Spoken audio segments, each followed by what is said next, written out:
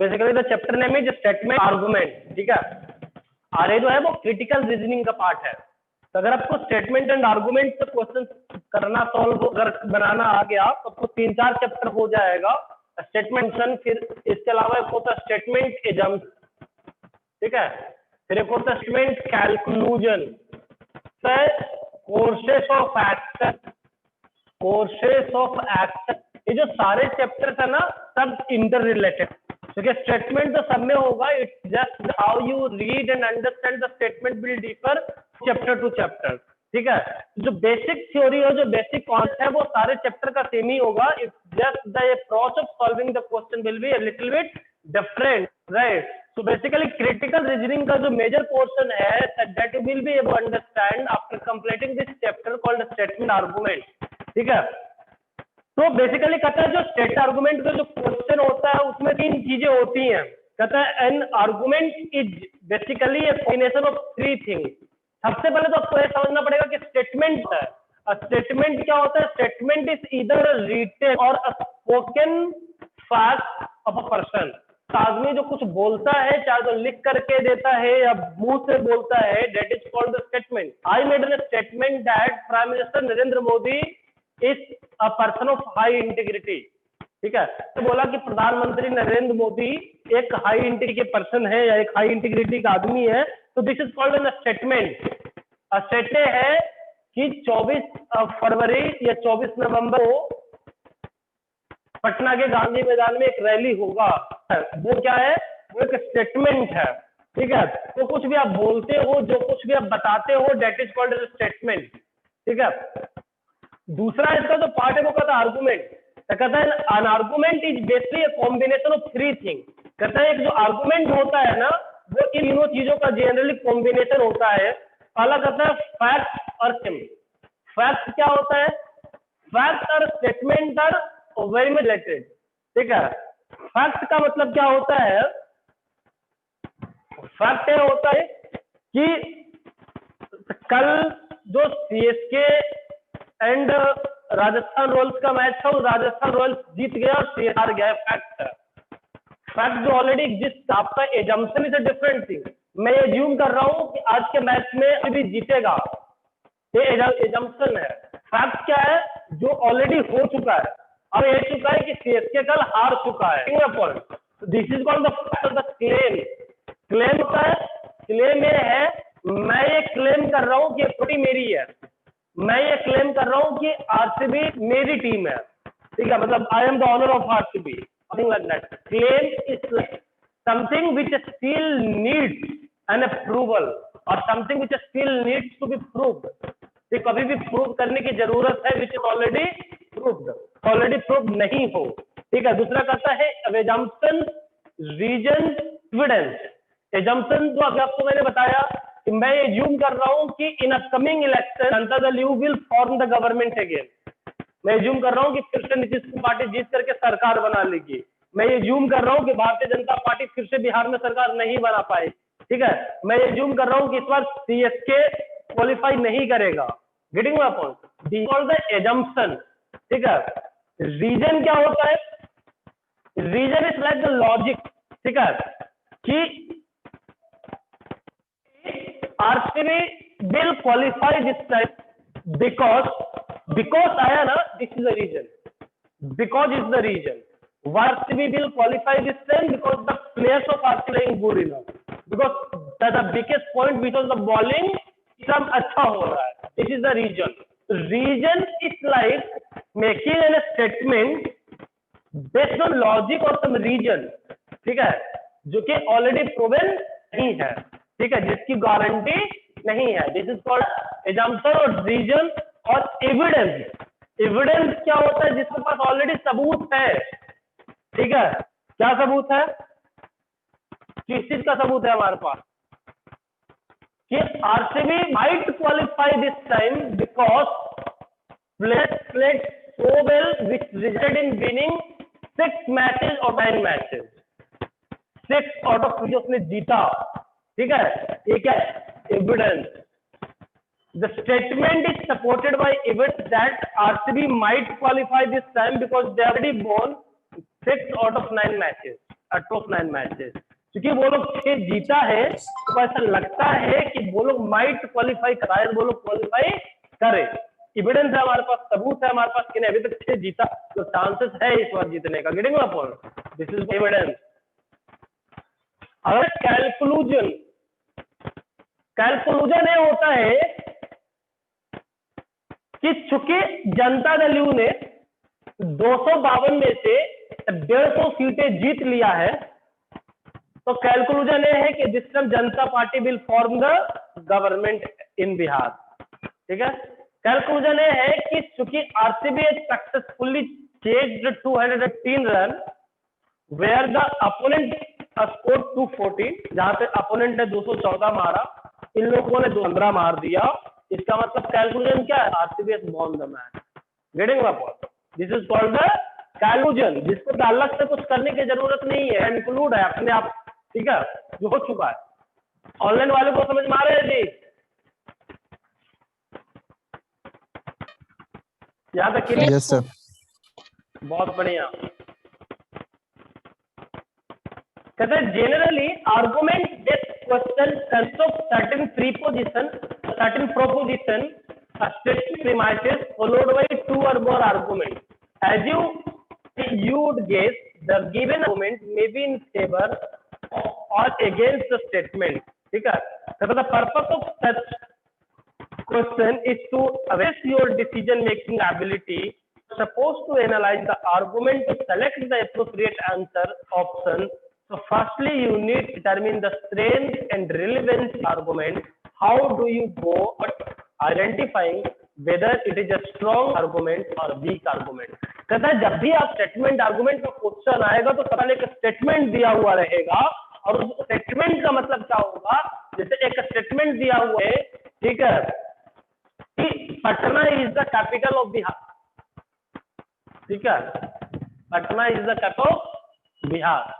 ठीक है, अब आर्गुमेंट है कि because secretariat situated at Patna, so it is compulsion for government to make Patna as the capital.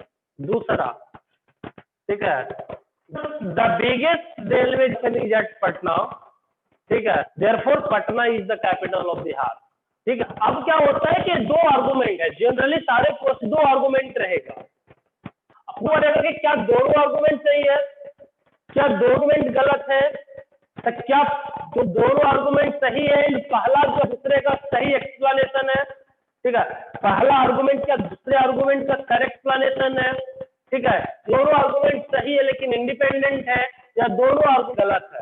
तो we will have to access this, हमको ये पता करना था कि क्या सही है और क्या गलत है। Getting my point? तो अब क्या होता है कि इससे पहले ये डिसाइड करने के लिए कि इन दोनों आर्गुमेंट में कौन सा गलत है और कौन सा सही है, हमको क्या करना होगा? हमको ये पता करना पड़ेगा कि इसमें कौन सा आर्गुमेंट गलत है। कि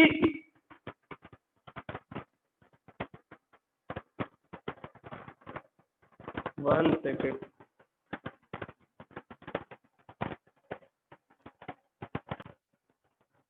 हाँ, तो what you have to do, तो आपसे पहले समझना पड़ेगा कि कौन सा वीक आर्गुमेंट है और कौन सा रिलेवेंट आर्गुमेंट है। ठीक है, तो जो वीक आर्गुमेंट है या जो कि स्टेटमेंट के ही उल्टा है या स्टेटमेंट से अपोजिट है, वो तो कभी आंसर नहीं होगा। ठीक है, तो सबसे पहले will have identify which of the argument is the strongest one, which of the argument is the weak one. दूसरा, what is the relevancy of the argument, whether the statement और whether the argument is relevant और irrelevant. अगर हम लोग बात कर रहे हैं Bihar is the capital of, sorry, Patna is the capital of Bihar, और सेट दिया हुआ है कि we do not have any अवाइफियल from Bihar, which is relevant, इसको लेना देना ही नहीं है। ठीक है, we are talking about the place which is the capital of Bihar and it has nothing to do with the cricket or having an IPL team or Ranji Trophy team from Bihar. ठीक है, तो have to identify whether the statement is relevant or not. ठीक है, तो हम लोग कैसे identify करेंगे? कहता है let's discuss some important thing to keep in mind while assessing the strength of an argument. कहता है जब भी आप किसी आर्गुमेंट के स्ट्रेंथ को चेक करते हो कि क्या ये जो आर्गुमेंट है वो सही है या नहीं है या कितना स्ट्रॉन्ग है, तो कुछ तो हमें ध्यान में रखना है। ठीक है, और ध्यान में रखने योग्य चीजें क्या है elimination in the first reading. ठीक है, एलिमिनेशन, एलिमिनेट क्या होता है? काटना, छाटना, हटा देना, है ना, इसको बोलते हैं एलिमिनेट करना। कहता है there are some moments that you will be able to reject at the first reading it. What kind of argument are these? Let's see. कहता कुछ ऐसे आर्गुमेंट होगा जिसको के साथ ही हटा सकते हो कि ए तो नहीं होगा भैया, पक्का बात है, ठीक है, लेकिन वो पता कैसे चलेगा कि वो कौन सा आर्गुमेंट है? वो हम लोग अभी डिस्कस करने वाले हैं। देखिए, पहला कहता है इररिलेवेंट आर्गुमेंट। कहता argument are out of context with regard to the given statement, so you will be able to assert them easily। ठीक है, समझ में आ रही है बात? अब स्टेटमेंट दिया हुआ है कि India has won the world cup in 2011। ठीक है, पहला आर्गुमेंट है because all player has perform so well including Yuvraj. Statement number 2 दिया हुआ है कि because there was so much of a scam Commonwealth game in 2010। पता चल रहा है कि सेकंड वाला स्टेटमेंट रिलेवेंट है, इसका कोई रिलेवेंसी नहीं है, कोई लेना देना स्टेटमेंट से है ही नहीं। जो आर्गुमेंट है इसका स्टेटमेंट को देना नहीं है। अब कॉमनवेल्थ के स्कैम से क्रिकेट वर्ल्ड कप का क्या लेना है, या इंडियन प्लेयर्स को क्या लेना देना है? कोई लेना नहीं है। तो this is how it work. Blood के लिए तो ये तो इररिलेवेंट हम समझ में आ गया। जो आउट ऑफ द टॉपिक हो, जिसका टॉपिक से कोई लेना देना नहीं है। टॉपिक क्या रहेगा? स्टेटमेंट में दिया हुआ हो, आर्गुमेंट नहीं, स्टेटमेंट है, वो है टॉपिक। दूसरा का simple assertions। These arguments are related to the given side but do not give any evidence reason to believe it। In other words, they are neither strongly favorable nor strongly against the given statement। अब देखिए, statement दिया हुआ है कि India won the world cup in 2011। ठीक है, अब argument दिया हुआ है कि India will also win the next world 2013 2023। इसका कोई लेना देना है स्टेटमेंट से? तो कोई सबूत है कि जीतेगा? कोई प्रूफ है? नहीं। ये आपका पूरा का पूरा कंप्लीट एजम्पशन है। तो assumptions can be an argument, assumption can never be an argument. जब कोर्ट में जब आर्गुमेंट होता है, जब दोनों पार्टी का वकील अपना अपना जब आर्गुमेंट रखता है, तो क्या वो बोलता है कि हमको पूरा भरोसा है कि मेरा क्लाइंट कभी मारा ही नहीं होगा, ऐसे बोलता है? नहीं, ऐसे बोलेगा तो केस चलेगा नहीं। आपके भरोसा से क्या होता है? आपने कि मेरा क्लाइंट नहीं मारा है, proof this in the court. ये नहीं बोलते सर इतना अच्छे आदमी सर मार ही नहीं सकता, हम लिख के देते हैं। तो लगा तू कौन होता है लिखने वाला भाई? तू सहेली हुआ बेटे। तो इसको बोलते हैं सिमहर्सन, जो कि देख करके पता चल गया ये तो नहीं है। ठीक है, तीसरा कंपैरेटिव और relative argument. Such argument compare results of the course of action taken in a different situation or involved, that is, stating the consequences of a law, rule implemented in some other country, with the country talks about the statement. As you know, this doesn't provide a strong reasoning, since the circumstances and regions vary from three to another। अब देखिए क्या लिखा हुआ है। Statement है कि after the enactment of domestic violence act in 2005, जब 2005 में डोमेस्टिक वायलेंस एक्ट बना। डोमेस्टिक वायलेंस एक्ट क्या था? कि भैया अगर कोई हस्बैंड अपनी पत्नी को मारता है तो वो जाकर के कोर्ट में केस कर सकती है, एंड बस प्रूफ हस्बैंड के ऊपर होगा कि वो प्रूव करे कि हम नहीं मारते हैं, या हम इसको नहीं टॉर्चर करते हैं, या हम इसको प्रताड़ित नहीं करते हैं। जनरली प्रूफ उसके ऊपर होता है, प्रूव करने का ड्यूटी उसका है जो आदमी केस करता है। इसमें उल्टा होता है, जिसके ऊपर केस वो प्रूव करेगा कि हम ऐसा नहीं करते हैं। क्यों? आपको तो ये डोमेस्टिक वायलेंस है। स्टेटमेंट है कि after the enactment of domestic violence act in 2005, the cases of violence with married women has decreased। ठीक है, अब महिलाओं के साथ हरासमेंट करके हटा है। ठीक है, भारत।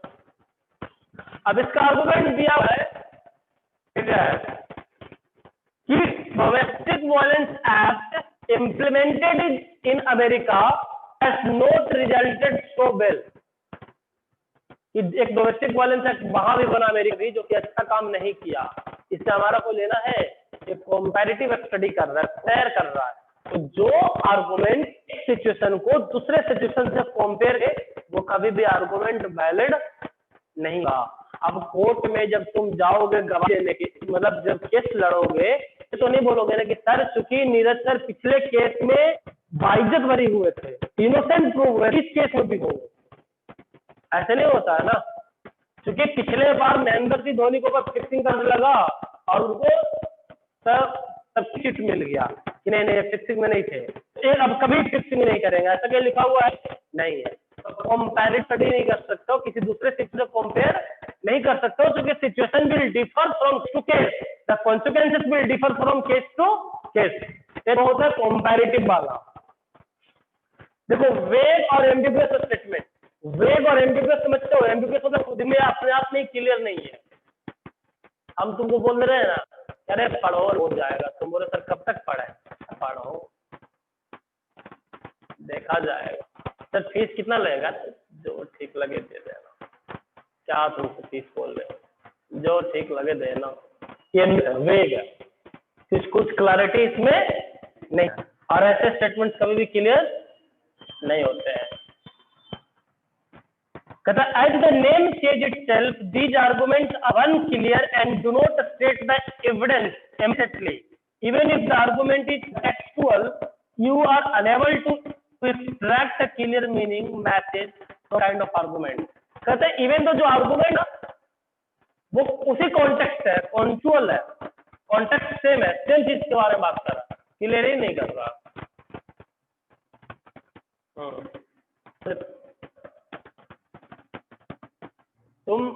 हम तीनों टीचर के लिए टीचर बनने के लिए सरकारी स्कूल में, and I got selected and you got rejected. तुम दोनों केस किए या फाइल किए कि किस ग्राउंड पे नीरज सर का सुन हुआ है, हमारा क्यों नहीं हुआ।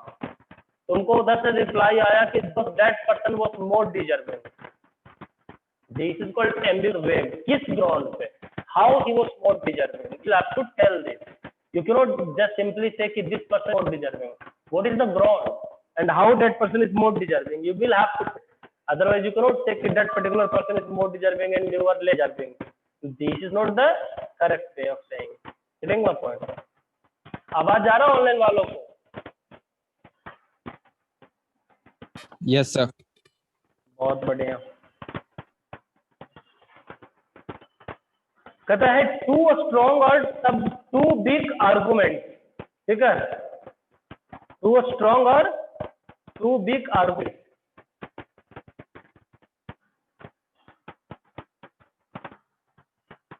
कहता है putting it other such argument, putting it in other word such arguments do not match up with the magnitude of the statement. Either these do not make much difference to the ideas given in the statement, or they are too strongly favorable or unfavorable that they seem out of the context. कहता चाहे तो बहुत ज्यादा strong लिख दिया है argument को, या तो इतना वीक लिखा है उसको फर्क ही नहीं पड़ रहा है। अब आर्गुमेंट देखिए, स्टेटमेंट कि India has won the world cup match इन 2011, ठीक है। आर्गुमेंट है कि India has won 2011 world cup when Sachin was also playing. Argument का कोई सेंस ही नहीं, जो स्टेटमेंट दिया हुआ था वही दिया है, ठीक है। वो आंसर पढ़ रहा इसने इरेलेवेंट कैसे है? रिलेवेंट नहीं, Sachin was in the team, irrelevant out of the context हो जाता, ठीक है। जब इरेलेवेंट जब होता, जब हुआ रहता है ना कि India has won the world cup match, नीचे Mohammad Kaif is also international cricket player, ये आउट ऑफ द कॉन्टेक्स्ट, तो कोई लेना देना वर्ल्ड कप नहीं है, सचिन तो खेल ही रहा था। तो सेम ही लिखा हुआ कि इंडिया वर्ल्ड कप जीता जिसमें सचिन भी खेलते थे, ये हो गया था टू स्ट्रॉन्ग, बहुत ज्यादा स्ट्रॉन्ग है। अब ढूंढना है सबको वीक, बहुत ज्यादा कमजोर। स्टेटमेंट था कि India has won world cup in 2011 ठीक है। और आर्गुमेंट है कि Yuvraj Singh, Harbhajan Singh, Zaheer was the part of the team. Argument क्या है, कहना क्या चाहते हो, ये तीनों के रहने से ये तो कुछ है ही नहीं, हो गया too low, too big, big is a statement, connect है, कॉन्टेक्चुअल है, और चूंकि क्लियर था लेकिन कुछ समझ ही नहीं आ रहा कि बताना क्या चाह रहा है। ये टू बिग बहुत ज्यादा कमजोर स्टेट है, समझ में आया? 90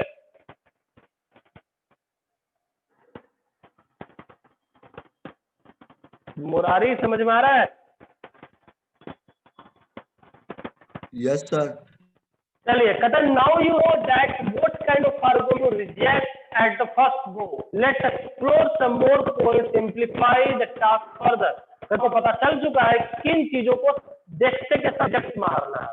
कहता हम लोग थोड़ा और सिंपली करते हैं फॉर बेटर अंडरस्टैंडिंग में कि how to solve such question.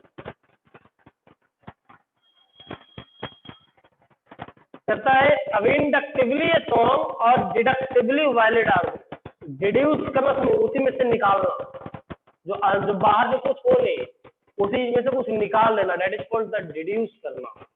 जैसे डिडक्शन क्या होता है, उसी घटाना, जो है उसी में से घटाते हैं ना, तो डिड्यूसिव का करने का भी मतलब वो जो है उसी में निकालना कुछ भी, ठीक है।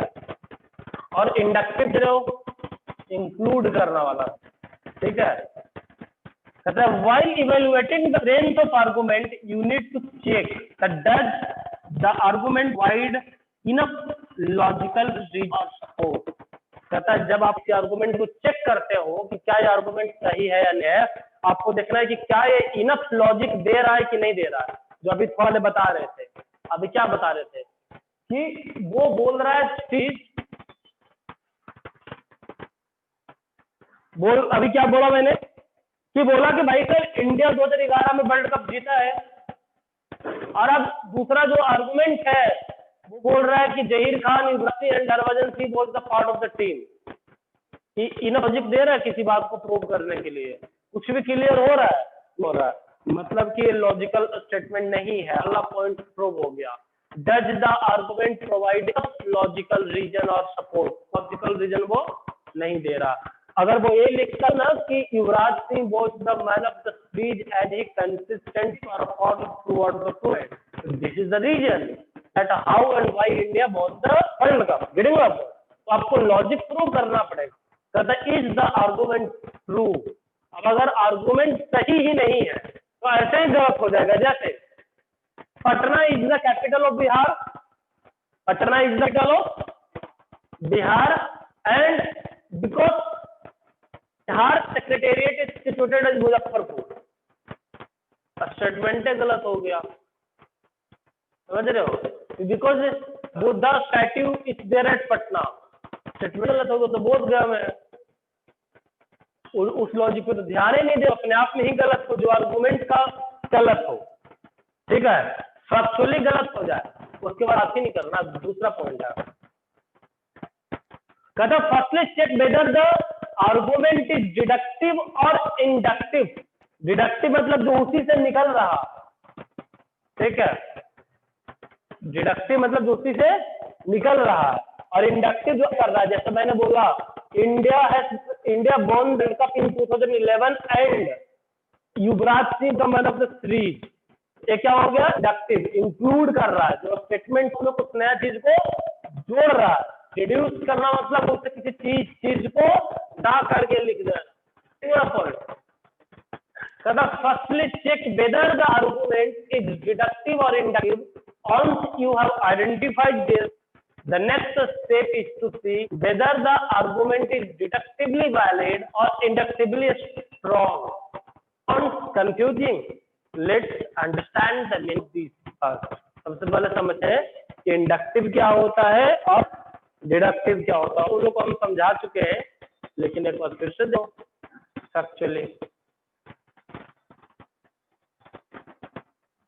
कहता additive argument need to be wide so as to be taken into consideration, ठीक है। कहता है कि डिडक्टिव रीजनिंग है ना, वैलिड होने के लिए उसको हम लोग कंसिडरेशन में सबसे पहले लेंगे, देखिए क्या वो सही है या नहीं है।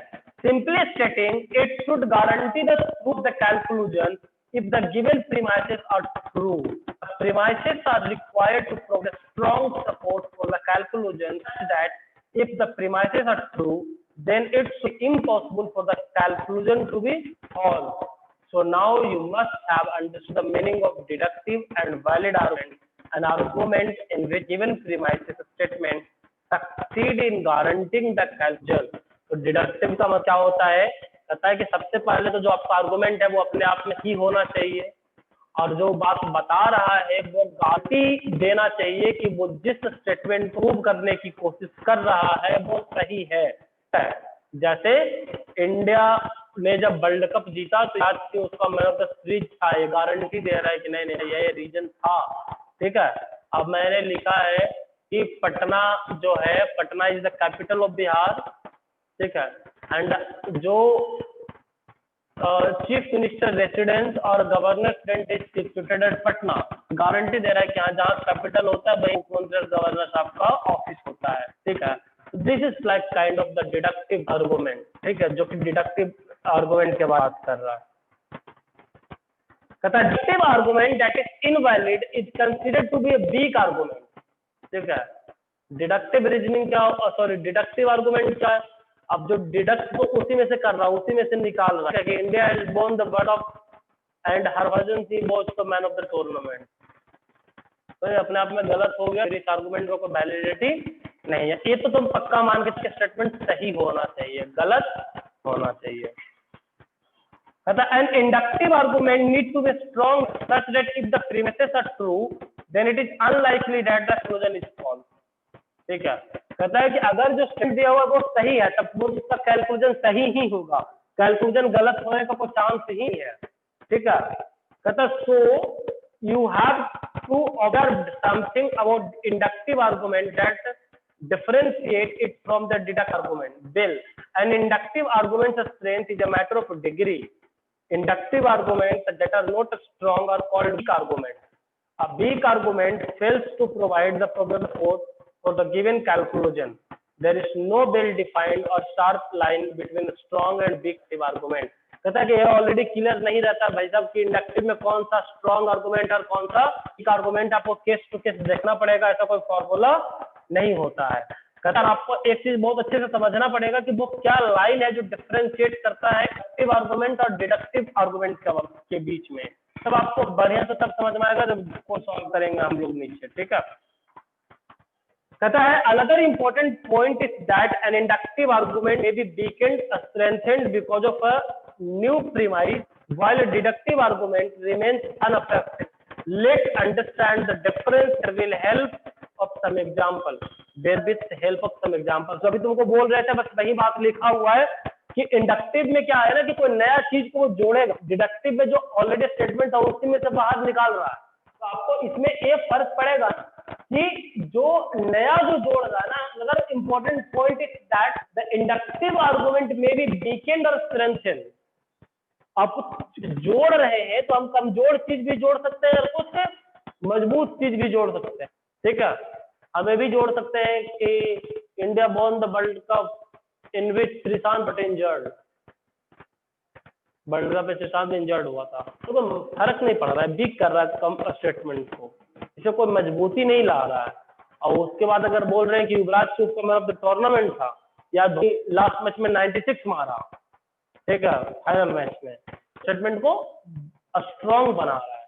तो इट डिपेंड, इंडक्टिव वाले में आप उसको स्ट्रॉन्ग कर सकते हो, कमजोर भी बना सकते हो, लेकिन जो डिडक्टिव है अगर स्टेटमेंट वीक था तो दोस्त से क्या आएगा, वो भी वीक रहेगा, और अगर वो स्ट्रॉन्ग था स्टेटमेंट तो दोस्त से निकले वो भी स्ट्रॉन्ग रहेगा, वो अनअफेक्टेड रहेगा, क्योंकि जो था वो ऑलरेडी पहले से था, उसमें कुछ नया नया जा रहा है ना कुछ नया हटाया जा रहा है।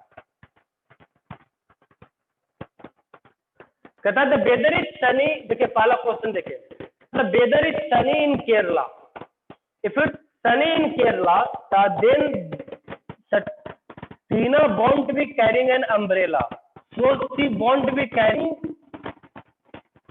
an umbrella. कुछ समझ में आया?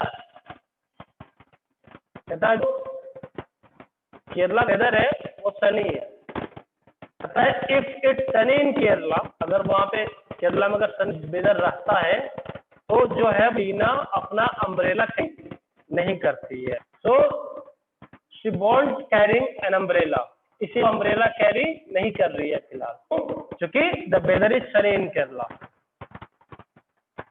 केरला का मौसम सनी है।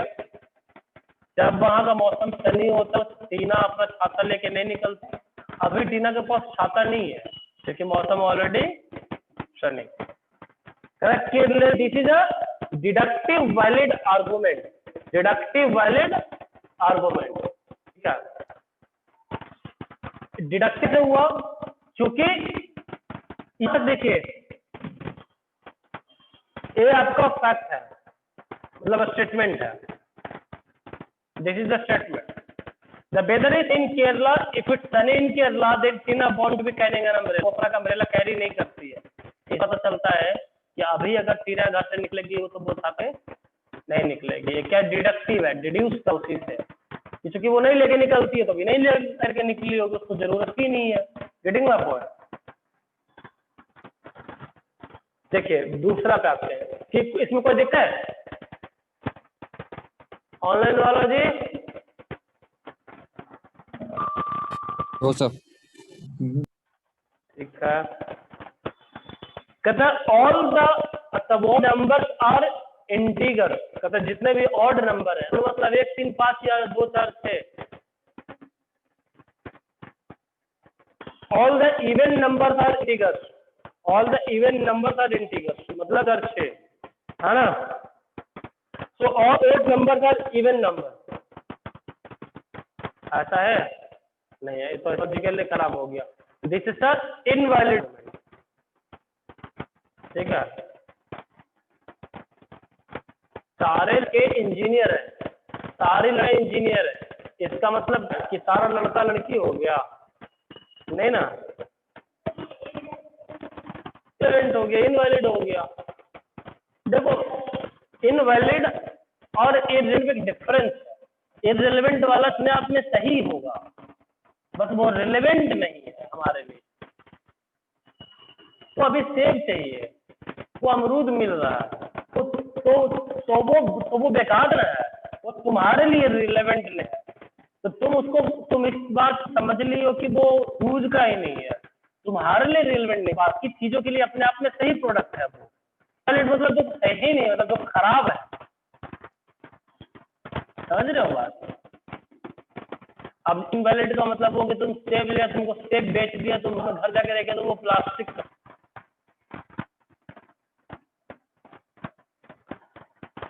Got it? कहता है this is invalid argument, the argument is deductive but premises to provide any support for the conclusion. कहता है कि लेकिन जो इसके सपोर्ट के लिए कोई स्ट्रॉन्ग आर्गुमेंट नहीं है या कुछ रीजनिंग या लॉजिक के बोल दिया है, वो सबूत छोड़ देते। तीसरा पे आते हैं, कहता है every John walk by Amy dog it hasn't tried fight him. कहता है जॉन जब एमी के पे के बगल से गुजरता है तो उसने वो काटने की कोशिश नहीं किया है। So the next time he walks by the dog, it won't try to bite him. Do you think the argument is strong enough? Well, you may feel doubtful. Indeed, it's a middle strong inductive argument. In it other ways, it does not count as a strong enough argument. समझ रहे हो? तुम जब पुल पे चढ़े हो, वो पुल नहीं गिरा है, तो क्या तुम गारंटी एक बार चढ़ोगे तो नहीं गिरेगा? तुम बार बार इस बिल्डिंग से उस बिल्डिंग पे जब तो बच जाते हो, तो क्या गारंटी एक बार भी बच जाओगे? नहीं बचोगे। स्ट्रॉन्ग आर्गुमेंट है, लेकिन आर्गुमेंट आपसे सही है, मतलब प्रोबेबिलिटी तो है। हम लोग एज्यूम जरूर कर सकते हैं कि नहीं काटेगा, लॉफुल एजम्पशन। एम्बिगुअस नहीं जी, तुम हर चीज का गलत मतलब समझ गए।